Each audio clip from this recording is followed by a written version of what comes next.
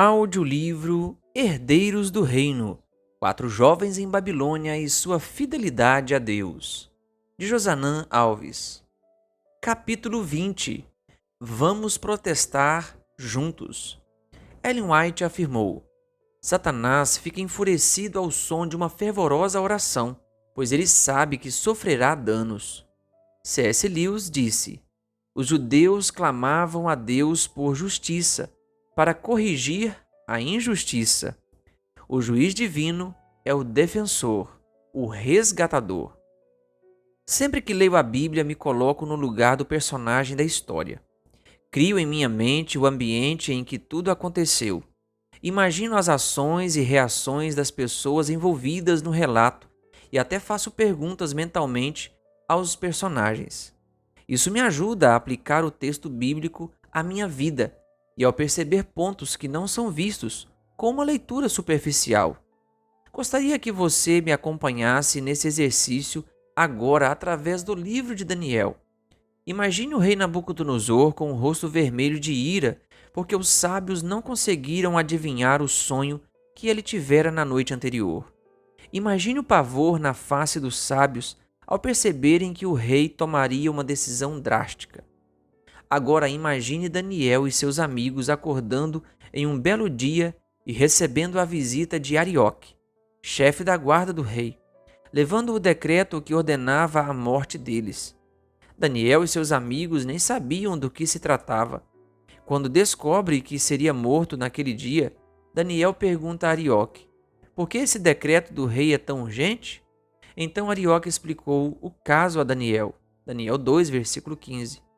Tudo isso era muito injusto. Eles iriam morrer pelo capricho de um rei irado, sem nem estarem entre aqueles que foram incapazes de falar o que o rei havia sonhado.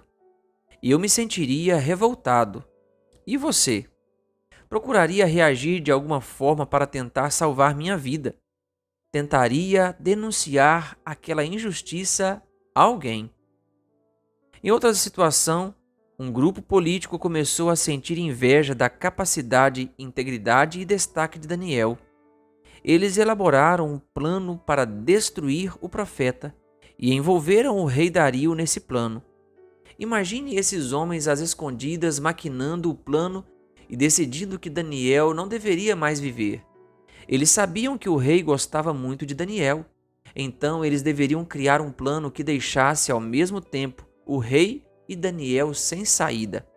A ideia era convencer o rei de que ele era como um deus e que durante 30 dias as orações e os pedidos deveriam ser dirigidos apenas a ele. Eles não estavam nem um pouco preocupados com a honra do rei, só queriam a cabeça de Daniel.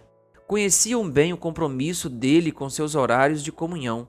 Imagine quantas reuniões tentaram marcar nos horários de oração de Daniel e não haviam conseguido movê-lo do seu compromisso diário com Deus. Agora, imagine Daniel recebendo esse decreto. Imediatamente ele compreendeu que não tinha nada a ver com respeito ao rei, e sim com o ódio e a inveja que eles nutriam por ele. Como você reagiria? Você ficaria revoltado com aquela situação e procuraria o rei para esclarecer as coisas? Você organizaria um protesto contra a atitude daqueles homens que criaram a armadilha? Ou, melhor ainda, você revelaria ao rei os podres que com certeza aqueles homens tinham para que eles sofressem as consequências de seus atos? Alguma coisa precisava ser feita. Era uma situação muito séria para não reagir. Esses poderes opressivos não poderiam continuar agindo dessa maneira.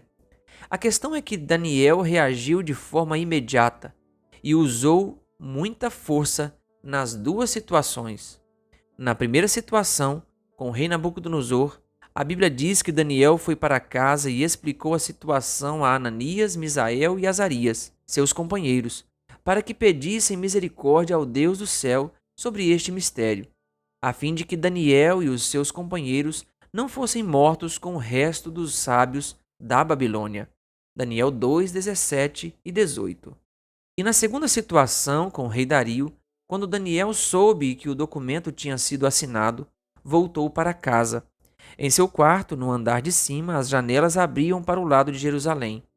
3 vezes por dia, ele se punha de joelhos, orava e dava graças diante do seu Deus, como era seu costume.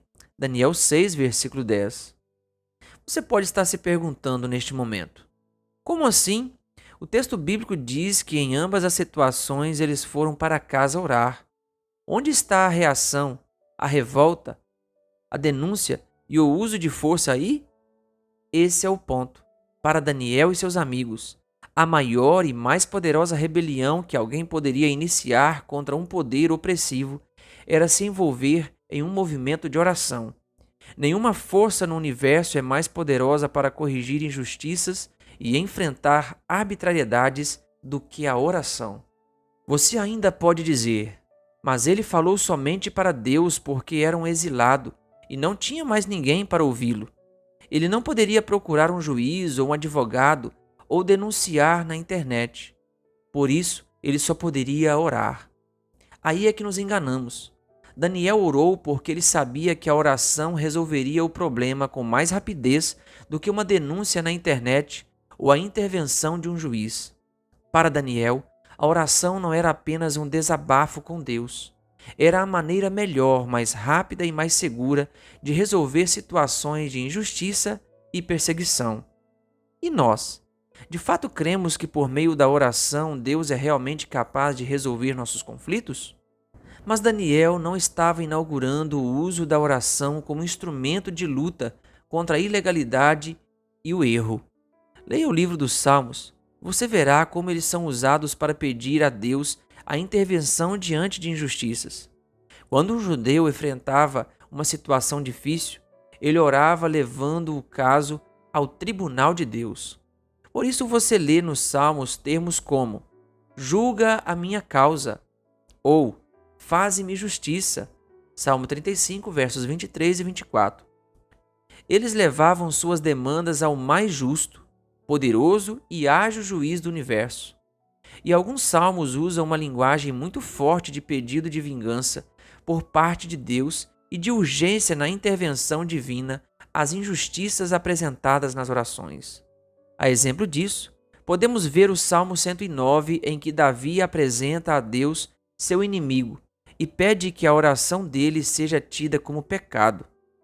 Os seus dias sejam poucos, que ninguém tenha misericórdia dele, que ele não receba bênçãos. Versículos 7, 8, 12 e 17. São palavras duras, mas demonstram a confiança de alguém que decidiu deixar a vingança e a justiça nas mãos daquele que não erra. Se observarmos bem as palavras duras nas orações dos salmos, veremos que os salmistas geralmente estão com raiva. Não simplesmente porque determinadas coisas foram feitas a eles, mas porque eram coisas explicitamente erradas, odiosas, tanto para Deus quanto para quem fosse vítima delas. Daniel e seus amigos acreditavam no uso da oração como instrumento de justiça. Ao longo do seu livro encontramos 7 orações. Daniel tinha certeza de que sua história particular e a história do planeta estão seguras pelo poder da oração. Agora me permita entrar em um tema delicado. Ao longo dos anos tenho conversado com pessoas que veem erros cometidos por líderes da igreja. Algumas vezes são erros imaginários e outras vezes são erros reais e detestáveis. Algumas dessas pessoas me dizem o seguinte: diante disso que está acontecendo, decidi reagir. Não irei mais assumir funções na igreja. Não irei mais devolver os dízimos e as ofertas. Irei denunciar a situação na internet. E o mais grave de tudo, irei sair da igreja, pois não posso estar em um lugar em que isso acontece. E algumas até chegam a me dizer: eu sei que o Senhor não pode reagir ao que acontece, pois é pastor e trabalha para a igreja. Não sei se você, ao ler este capítulo, está passando por um momento de decepção com algum líder ou algum procedimento eclesiástico com o qual você não concorda. Eu já tive vários momentos assim, por isso quero convidá-lo a iniciar um protesto comigo. Tenho feito esse protesto em vários momentos ao longo dos meus 20 anos de ministério, e lhe garanto que isso é mais poderoso e eficaz do que queimar pneus, expor a igreja e seus líderes na internet, deixar de usar os dons, deixar de ser fiel nos dízimos e ofertas ou mesmo abandonar a igreja. Convido você a orar e jejuar de maneira regular e insistente por aquilo que não deveria estar acontecendo na igreja. Sei que esse tipo de protesto não agrada a muitos que têm o espírito revolucionário de nossa época, mas estou convidando apenas aqueles que ainda creem que a oração tem poder de mudar as coisas. Aqueles que creem que Deus pode purificar seu povo e é capaz de estabelecer e derrubar reis. Deus pode colocar em ordem aquilo que não está bem em sua obra. Tentar resolver questões legítimas de maneira ilegítima não é o plano de Deus para o seu povo. Quando injustiças acontecem, o Deus de Daniel continua atento. Ele é poderoso e está disposto a nos ouvir. Críticas, ataques e exposição da igreja e dos filhos de Deus nunca foram e nunca serão maneiras de resolver os problemas. Nos dias de Ellen White, quando a sede da igreja estava na cidade de Battle Creek, um grupo de membros ativos e afastados começou um movimento de crítica à organização e aos líderes da igreja adventista.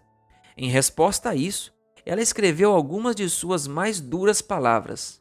Leia com atenção. Em 1865, vi que alguns movidos por sentimentos de inveja sentiam-se em liberdade de falar levianamente da igreja em Battle Creek. Alguns olham com suspeita tudo o que ali acontece e ficam felizes se descobrem algo que supostamente trará descrédito à igreja e lhes dará vantagem. Deus não se agrada com tal espírito e conduta. Perplexidades e tensão mental afligem a todos os que estão envolvidos em tomar decisões altamente importantes, em ligação com a obra de Deus. Nossos irmãos distantes que não têm sobre si esse fardo deveriam sentir-se gratos, louvar a Deus por serem assim favorecidos, e os últimos a serem descobridores de faltas, ciumentos e invejosos, dizendo: denunciai e o denunciaremos. Jeremias 20, versículo 10. Murmuradores e lamentadores deveriam permanecer em casa, onde estarão livres de tentação, onde não podem alimentar seus ciúmes, suas suspeitas maldosas e críticas.